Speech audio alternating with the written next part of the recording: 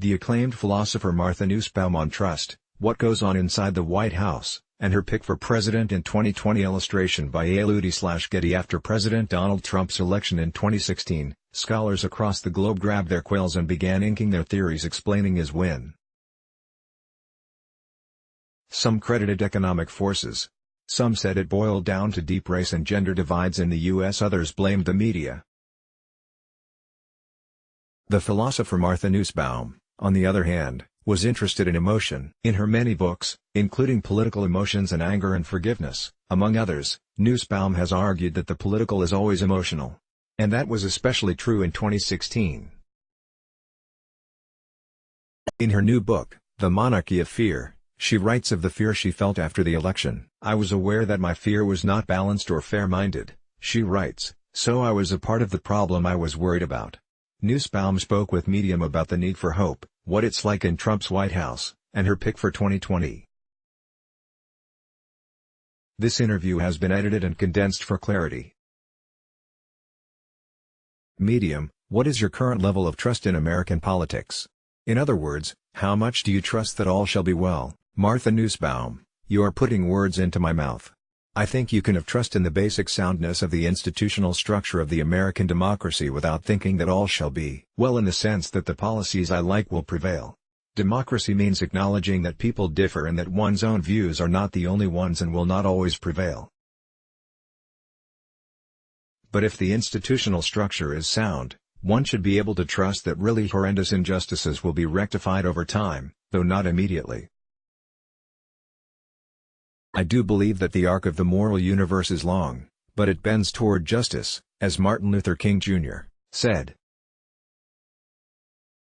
And this justice is slowly being achieved not in spite of, but because of, the basic soundness of the institutions of our democracy, separation of powers, the independent judiciary, and especially federalism, which gives states and local communities control over some of the most important issues, such as education and criminal justice. When I was a little girl, African Americans were almost totally segregated from whites, even in the North. No black students attended my school.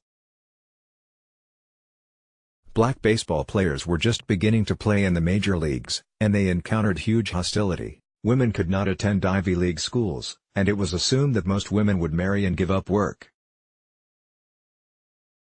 Gays and lesbians were invisible, and if they were not, they were persecuted savagely. For example, the brilliant mathematician Alan Turing in Britain, forced to undergo chemical castration. Today our Supreme Court has affirmed the constitutional right to marriage equality.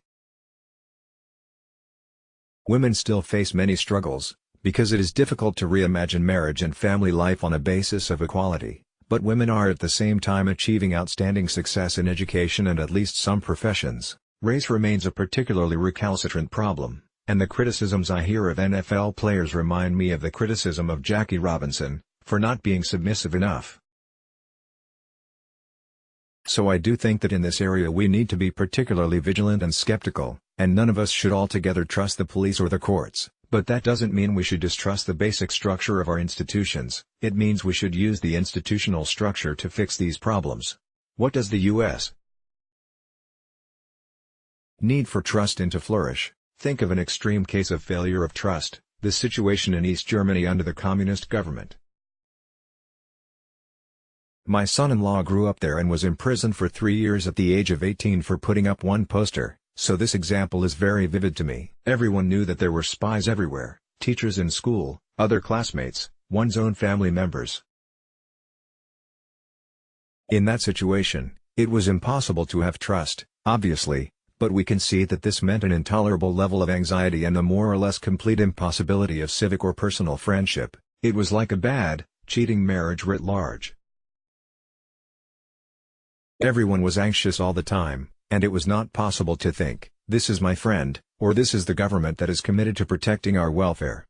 Even in a dysfunctional democracy with many bad policies, things aren't like that. If people don't like the policies that prevail, they can work to change them. And often what is lacking at a national level is present in the local community. You write that, in a democracy, we must look one another in the eye as equals, and this means that a horizontal trust must connect citizens. How does this relate to the Trump moment? Well, I do not think that the East German situation is ours, not now or not yet.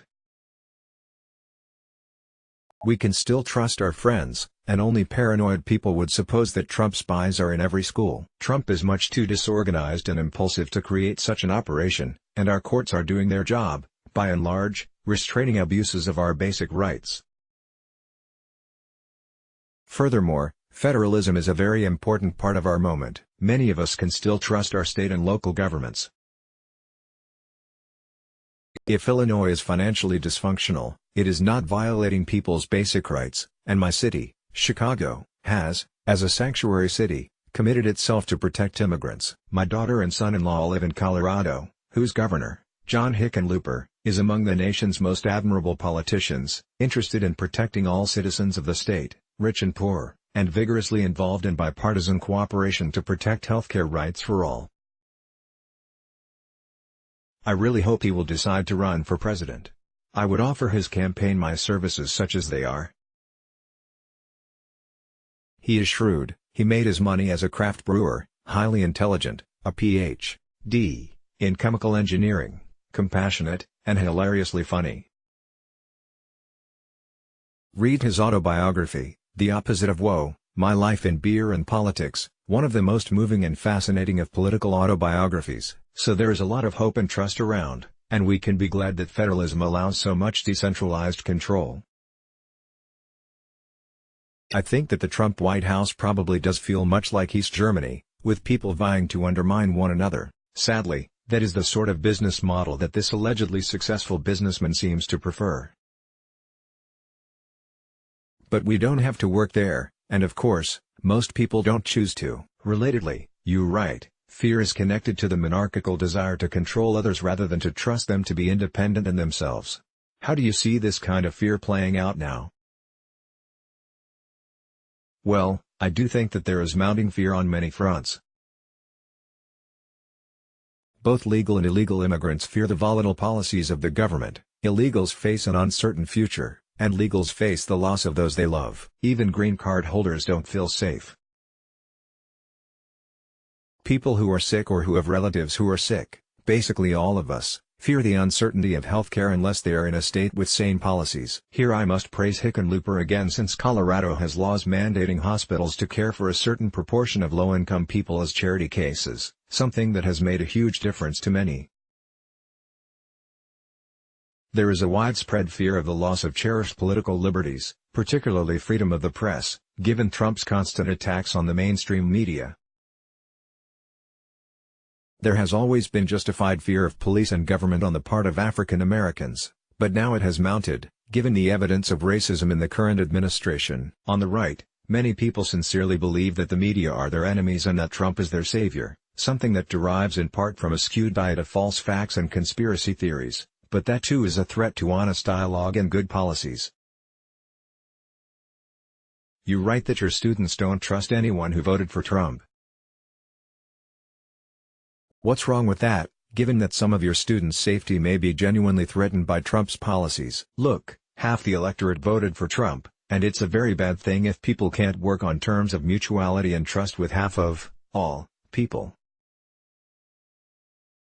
You need to be able to disagree, even strongly, with people and still respect and even trust them. This means thinking them people of goodwill who are trying, as you are, to solve problems. There are limits. If one group of students are violent racists engaged in lynchings and rapes, then one should not trust such people. One should seek to have them convicted of these terrible crimes. But most Trump voters are not like this. They are people who disagree, and disagreement is something a democracy will always have and should deal with without fear or rancor. It is implausible to think that anyone who voted for Trump supports mass deportations of Muslims, or even an end to the DACA program, things that can, of course, threaten the well-being of students. Indeed, Republicans are scrambling right now to fix DACA because they know that the public supports it. You have said that laws can't be enacted or sustained without the hearts and minds of people. How can we reinstate trust before changing laws? Laws don't require unanimity, and at first, they may be quite unpopular with parts of the electorate. The New Deal was very controversial at the start, But by now people are very attached to Social Security. Even the Affordable Care Act has grown on people as they get used to it. And very obviously our racial problems caused one war and then, later, great violence in the time of the Civil Rights Movement. So what was needed in those times of change was not that everyone loved the change, but only that enough people cared intensely about it. As time goes on, however, people's support needs to broaden and solidify, or the changes will be in peril. One thing that is always needed to sustain policies of the sort that rectify injustice is a spirit of brotherly and sisterly love, a sense of a common cause.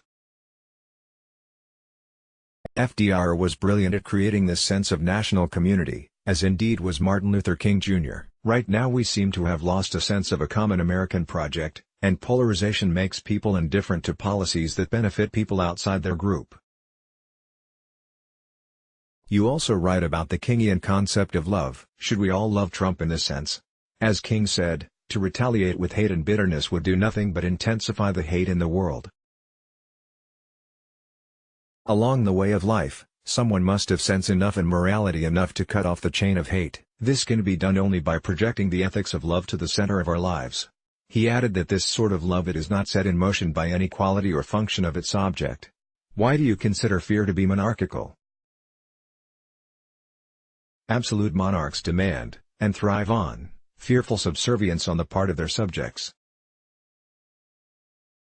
They use displays of anger and volatility to make people uncertain about what to expect, and this makes people cringe. Think of an abusive family. Children grow up in fear of what their violent parents will do next. On the other side, as people become less confident, less used to their own agency, they become utterly dependent on the monarch, and that, of course, magnifies fear. It's well known in the case of domestic abuse, the battered spouse becomes unable to exercise independent agency. Countries used to be, most of them, like abusive families. But with the advent of democracy, and indeed, long ago, in the flourishing times of the ancient Greek democracy, people have grown to have confidence in their own judgment and agency. That makes them less fearful. My future is in my own hands. Why is fear such a dominant emotion in politics today? In my new book, I write about fear and examine it alongside anger, envy, disgust, as well as hope. Fear always simmers beneath the surface of moral concern, and it threatens to destabilize democracy, since democracy requires all of us to limit our narcissism and embrace reciprocity. Right now, fear is running rampant in our nation: fear of declining living standards, fear of unemployment, of the absence of health care in time of need, fear of an end to the American dream, in which you can be confident that hard work brings a decent and stable life and that your children will do better than you did if they, too, work hard. Globalization, outsourcing, and automation make the future seem very scary and unpredictable. At such a time it is easy to pull back from reciprocity and embrace fear. But I argue that the same conditions can also be met with hope, and a determination to join with others to solve the problems. In fact, I think we owe it to ourselves and to others to cultivate hope in ourselves, since hope is needed to sustain our efforts on behalf of our nation. Let's block ads. Why?